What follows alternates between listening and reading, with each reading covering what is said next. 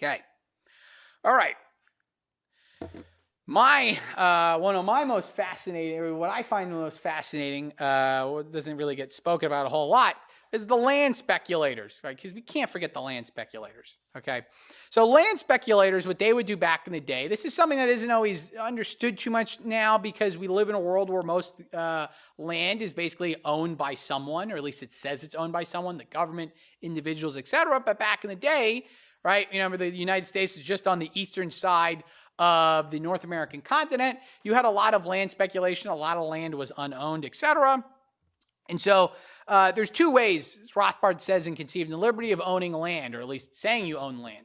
The first is that you actually own the land through homesteading, through mixing your labor and appropriating the land. This is the natural sort of rights perspective of ownership, okay, is the Lockean perspective.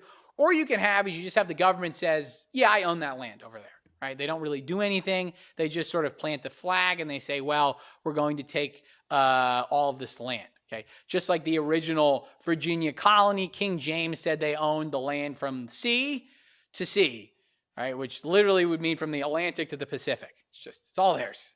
The king has willed it. Okay. Now what they would do is they would acquire grants of unappropriated land from the state governments, at least in the 1780s, and then they would turn around and sell to settlers at a profit. Okay, and this would be sort of a crony profit because they didn't actually really justly own the land to begin with. Okay, and then they got sold to the people who would appropriate it and so on. So again, they would have massive tracts of land, and then they would just basically bilk the public by basically selling it at artificially high prices. Now, one thing speculators are worried about is they're worried about state governments who would grant these massive land disbursements, and then later on, an opposition legislature would come in and they'd say, "Hey, wait a second, this is totally ridiculous. No, we're going to rescind this grant." Okay, they didn't want that. Okay, similar to sort of Pennsylvania's weakening of the Bank of North America's charter. Okay, so you got to stop that. So you get the Constitutional Convention to protect land grants. So James Wilson, okay, he's an attorney for Robert Morris, who's also a land speculator. And James Madison secured the contract clause in the Constitution, and they wanted to prevent state legislatures from interfering with speculative land grants, particularly James Wilson, right? He's a lawyer for a land speculator, and he wants to prevent people from rescinding the land grants. You're like, oh, okay. There's nothing fishy going on there. So they get this. So this contract clause can be interpreted from our perspective as sort of the later anti-federalist Republican interpretation to say the government can't interfere with private contracts. That's great. A main motivation was to protect crony contracts. It was to prevent the governments from actually sort of weakening those private, those government sort of, government subsidized grants, you could say. Okay. This is very important. It's also very important to everyone remember James Wilson, all right, and Robert Morris, is then you get the state legislatures to dole out land grants under the Constitution. I'm sure most people haven't heard of Yazoo or the Yazoo lands, okay? But you might have heard of Alabama and the Mississippi. Okay, back in the day, Georgia owned Alabama and Mississippi, or the land that became Alabama and Mississippi, okay? And in 1794, the Yazoo land sort of encompassed a large part of this. You can just kind of think of modern-day Alabama and Mississippi. And in 1794, 4 land speculator companies bribed the Georgia legislature into selling 35 million acres of land. Okay, it's a lot. For a paltry $500,000. It's like 1.5 cents an acre. Okay, that's bargain. Okay, just, oh yeah, here you go. Like, build your own kingdom. And you'll be able to sell it and basically really screw all the farmers and everyone else who's going to move in those areas and so on. Senator Robert Morrison, Federalist Supreme Court Justice, yes, he got elevated to the Supreme Court. They're involved in the land speculation. Okay, so let's think about that for a second.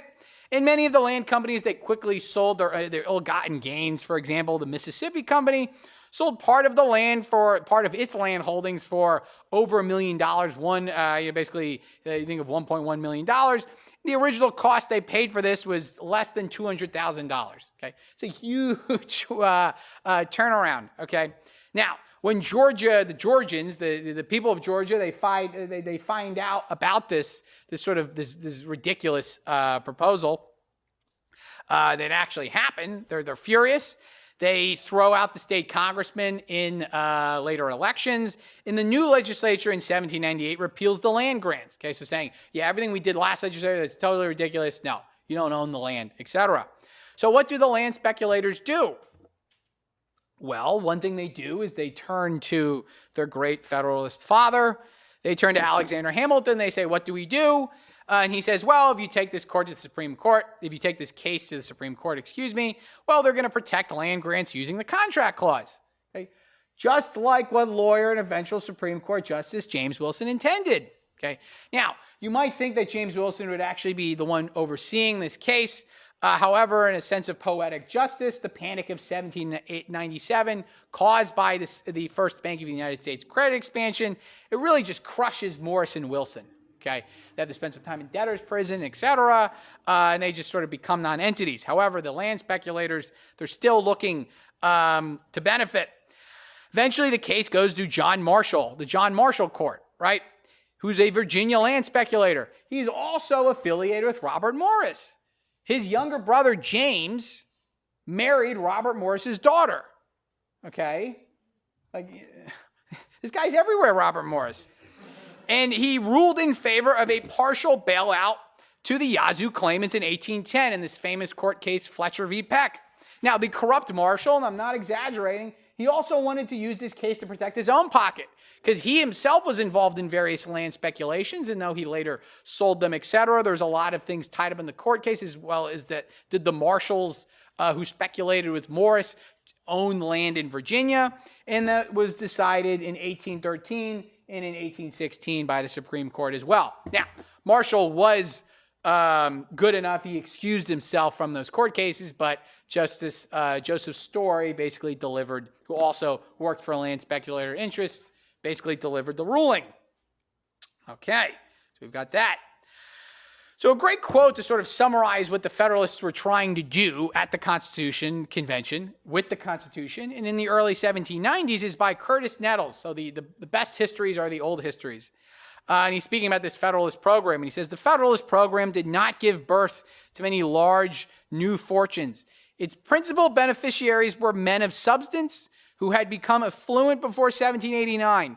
Their enlarged wealth enhanced their influence in government and society and pointed to an age of big business in which captains of finance would occupy the seats of the mighty. Okay, they were trying to basically create a government ruled by the wealthy elites. Okay, this is a very succinct way of describing that. Okay, all right. So first you get the convention. Okay, then when you get the convention, then you get the Constitution. Then when you get the Constitution, then you get the special privileges. Okay. So that's basically what I said there. In 1787, Federalists pushed for a constitutional convention to secure privileges. They secure the privileges in the U.S. Constitution. Then they get Congress to enact said privileges using the U.S. Constitution. And you should read my book when it comes out, where I talk about this stuff in more depth. All right. Thank you very much.